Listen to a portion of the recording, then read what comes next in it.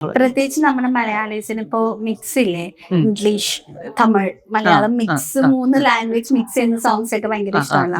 അപ്പൊ ആ ഒരു മാഷപ്പ് മാത്രം ഇപ്പൊ ഞാൻ പറഞ്ഞത് മണവാളം തക്സ് എന്ന് പറഞ്ഞ സോങ്ങില് ശരിക്കും പറഞ്ഞാല് തമിഴും വരുന്നുണ്ട്, മലയാളം വരുന്നുണ്ട്. പിന്നെ നമ്മുടെ ഭയങ്കരമായിട്ട് നോട്ട് ചെയ്തൊരു ട്രാക്കാണ് രണം. രണത്തിന്റെ ടൈറ്റിൽ ട്രാക്ക്. അതിൽ ഇംഗ്ലീഷ് വരുന്നുണ്ട്, മലയാളം വരുന്നുണ്ട്. എനിക്കൊന്ന് വേറെ എന്തോ ലാംഗ്വേജ് വരുന്നുണ്ട്.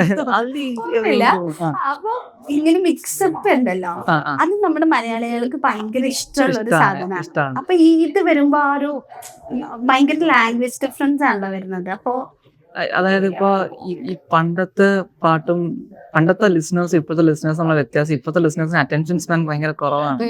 പണ്ട് നമുക്ക് പാട്ടിന് സ്ട്രക്ചർ എടുത്തു കഴിഞ്ഞാൽ പല്ലവി കഴിഞ്ഞാൽ അനുപല്ലവിയുടെ സെയിം ട്യൂണിൽ തന്നെ ചരണം വരും, ഇടയ്ക്ക് ഇന്റർലൂഡ് വായിക്കും, അങ്ങനെ പണ്ട് ഓക്കെ ആയിരുന്നു. പക്ഷെ ഇപ്പൊ നമുക്ക് തന്നെ ഒരു പാട്ട് ഇപ്പൊ സ്പോട്ടിഫൈയിൽ കേട്ടോണ്ടിരിക്കുമ്പോൾ കുറച്ച് കഴിയുമ്പോൾ മടുക്കും. പഴയ പാട്ടുകൾ കേൾക്കാൻ രസമാണ്, ഒരു സർട്ടൻ പോയിന്റ് കേൾക്കാൻ നമുക്ക് ഇഷ്ടമായിരിക്കും. പക്ഷെ കുറച്ച് കേട്ടിട്ട് നമ്മൾ അടുത്ത് നെക്സ്റ്റ് അടിച്ച് പോകാം. അതെ, ഹുക്ക് ആക്കാൻ വേണ്ടി ആയിരിക്കും എല്ലാവരും എടുക്കുക. അവിടെയാണ് ഇപ്പോഴത്തെ പാട്ടിന്റെ ഡിഫറൻസ്. ഈ ഇടയ്ക്കിടയ്ക്ക് ഇങ്ങനെ കുറച്ച് മാറ്റങ്ങൾ കൊണ്ടുവരുമ്പോ ഈ റീൽസിന് ഡൂം സ്ക്രോൾ ചെയ്യുന്ന നിർത്തി കാണിക്കുന്ന പോലത്തെ സെയിം പരിപാടി, അറ്റൻഷൻ ഗ്രാബ് ചെയ്യാനുള്ള ഓരോ ടെക്നിക്കാണ് ഇങ്ങനെ ഇടയ്ക്ക് ഒന്ന് ഫില്ല് ചെയ്യാം. ഇതിനകത്ത് നമ്മളെ പാട്ടിനകത്ത് അങ്ങനെ ചെയ്തിട്ടുണ്ട്. ട്രഡീഷണൽ പോലെ വന്നിട്ട് പിന്നെ അക്കോസ്റ്റിക് ഡ്രംസ് വരുന്നുണ്ട്, ഇലക്ട്രിക് സാധനങ്ങൾ വരുന്നുണ്ട്. അപ്പോൾ ലിസണേഴ്സിനെ ഗ്രാബ് ചെയ്തിരുത്തുന്നുള്ളതാണല്ലോ മെയിൻ.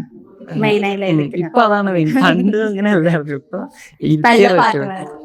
ഇപ്പൊ നല്ല പാട്ട് വേണം, പിടിച്ചിരുത്താൻ വേണം.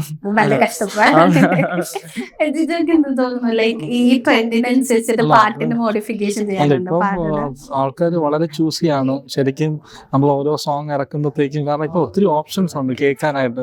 ഇപ്പം നമ്മുടെ ടീൻസ് ആണെങ്കിലും യങ് ജനറേഷൻ എല്ലാവരും അവരൊക്കെ ഇപ്പം എന്താ പറയാ പ്രീമിയം എടുത്താണ് സ്പോട്ടിഫൈ എല്ലാവരും കേൾക്കുന്നത്, മനസ്സിലായില്ല. പിന്നെ ഓരോ ദിവസവും മില്യൺസ് ഓഫ് സോങ്സ് ആണ് റിലീസ് ആവുന്നത് പല ലാംഗ്വേജസിൽ.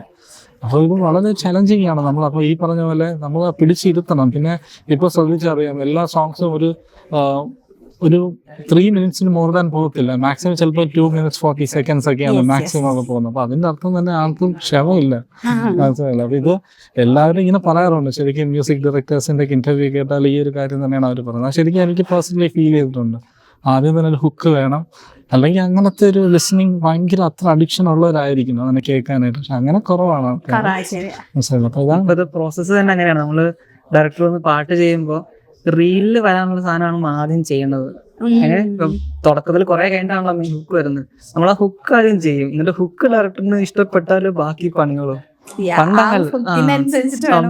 പണ്ടങ്ങനെ നമ്മൾ ഉണ്ടാക്കി പോകുമ്പോ ഒരിടത്ത് എത്തുവാണ്.